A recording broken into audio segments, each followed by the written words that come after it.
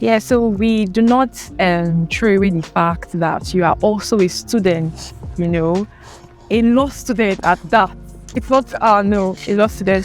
I So get that. how do you do it? How? Wow. How do you balance, being there and here at the same time? I would say it's been good because I am not here without God, and God has basically planned it all even before like I chose this path with this thing. So in simple terms, I prioritize myself. So I'm not so open to so much frivolities. I have fun. I like to ensure I'm happy, but I prioritize myself because You ensure you sleep. I do. That's your fun, right? You told us at the beginning. I do. I don't joke with my sleep. That is me. I don't joke with my sleep. So where I know I need to take this break, I do. And academics, it's been challenging trying to balance the two and making sure one does not outweigh each other. But so far, God has been sufficient. And once I'm someone that work with schedule. Like before I set out for the day, I know the things I have to achieve. And now GMA is beyond me. We're a team of almost 10 persons now. So I am not even the manager at GMA. So they report to me weekly. I follow up behind the scenes. So it has been able to like leave things for me. So we have people who do the things, and all I do is do the necessaries when I'm needed. So do you feel like you'd have been able to achieve more if you were not in a school setting or even a private school setting at that? Because there are a lot of limitations with private school. I don't even consider being in this space a limitation. I consider it being a stepping stone, I'll be honest with you. Because prior to me coming to Bowen, I used to be a student in the Federal University. And Bowen happens to be my second university.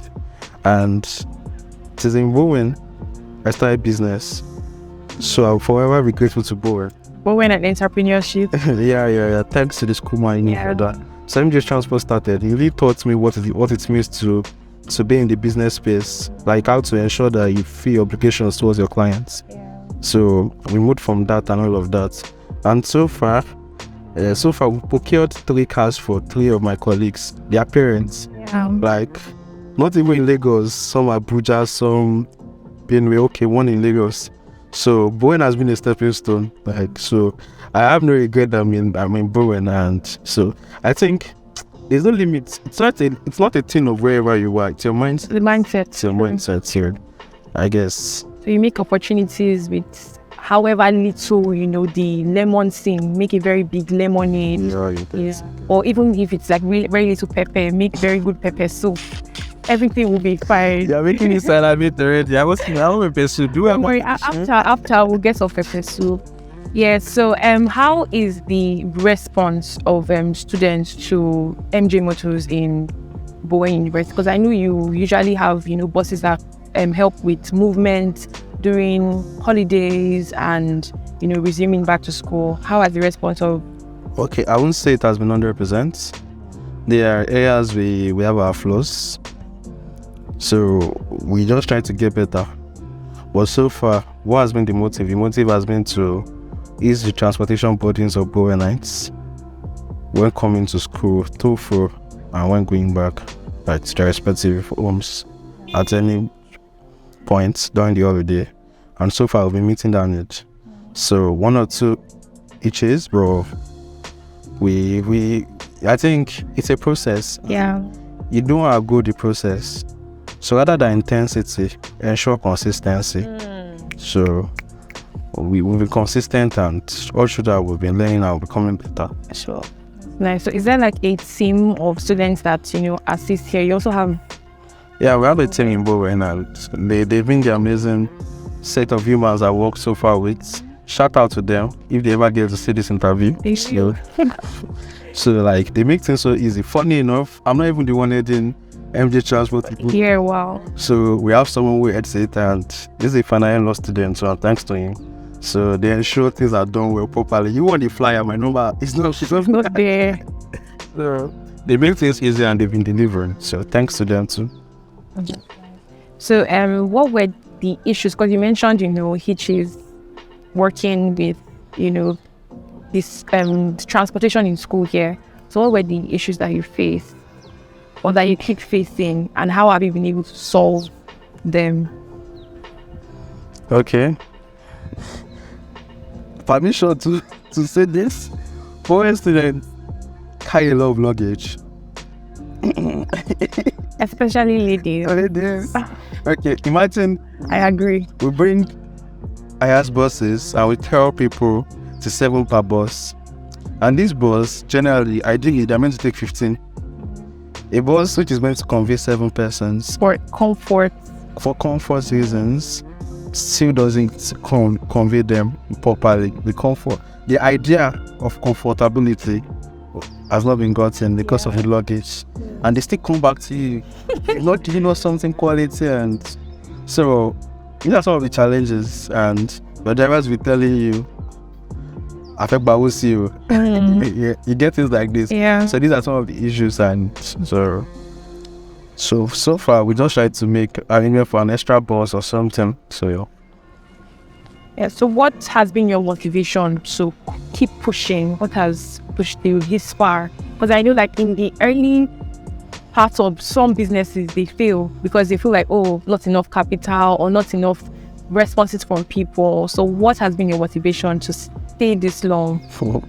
I'll be honest with you, at the moment we're having our problems. So there's no business or whatever you do that does not have a challenging phase. So it just depends on how you manage it. So I still attribute our success so far to God.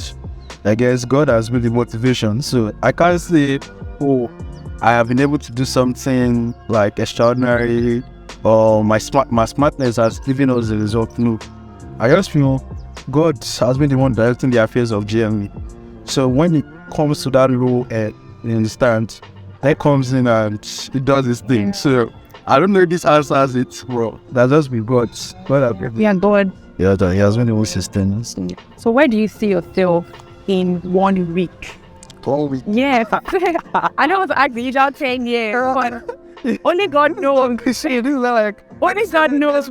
Yeah, so where do you see yourself in the next 1 week? Alive and serving God's purpose. So I guess that's it. Making more money, having more clients. That's in prayer. We hope December becomes favorable to everybody. There's this trend, around December. Like everybody wants to have something to show off for the year, and I feel it brings so much pressure on people. And I've told myself I won't be pressured. Same God has kept, like, December is like every month. It's not a deadline. You understand? It's not a yardstick to how far you've come or what. So please, this is also a call to people. Please, things will become well. So December is just like every other month to go and come. Soldier go. And I really feel like we should stop trying to. We spend so much during December. So it has to be time to think and plan for the next year. I understand. So yeah. Okay.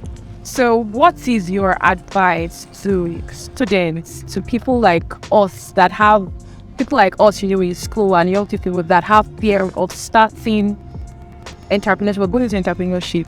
I wasn't a student. Why you say? Okay, I want to know that, are not you. What's your advice to them? I don't understand. People that I know. Everybody. Okay, I understand. We are unique in our respective ways. I just feel we all have our time and life, and there's no pressure to when you should kick off in life. And the Bible even says time and chance happen to everybody. I'm not a pastor, so you should not misquote me. So I just feel if the Bible says that everybody has a season of manifestation, so rather prepare for the opportunity. So just keep doing you, keep preparing yourself, because I if someone asks me, or I'll never say, oh, I had things figured out in my head at this stage in life. I will start business as early as 19. At this phase will be here. No, I didn't. I never thought of it. So, like everybody's story has been written differently. So you not being an early taker does not mean you will not get there at the right time, or things will not work out as you want. You understand? So That is it. Just never give up on you. Believe in you. I guess that is it, because In the you that is within you. Motivational thinker. you aspire. Yeah, to aspire, not to fire. Yeah. So I guess that is it. Never let down or feel. And so every business person like me, it's a process. There are persons who I have seen in the business space, and they've been there for quite a number of years. And GMA is roughly 2 years plus, and I can't say, oh, I expect myself to be where they are or what to have the same results as they have. Like, so it's a process. So I am an advocate of believing your consistency. It's not about I trust in the process here. I think workouts. So far, you put in the zeal sure. and you pray and God will be fine. So. Yeah. So I think we've kind of come to an end. But one important part of this show is the guest gets to ask me a question. So what's the one question you'd like to ask me? Now you're the interviewer. This is mind-blowing. I have to figure this out. Madam interviewer, Yes, sir. how are you doing? I guess you probably ask this question. So Fine.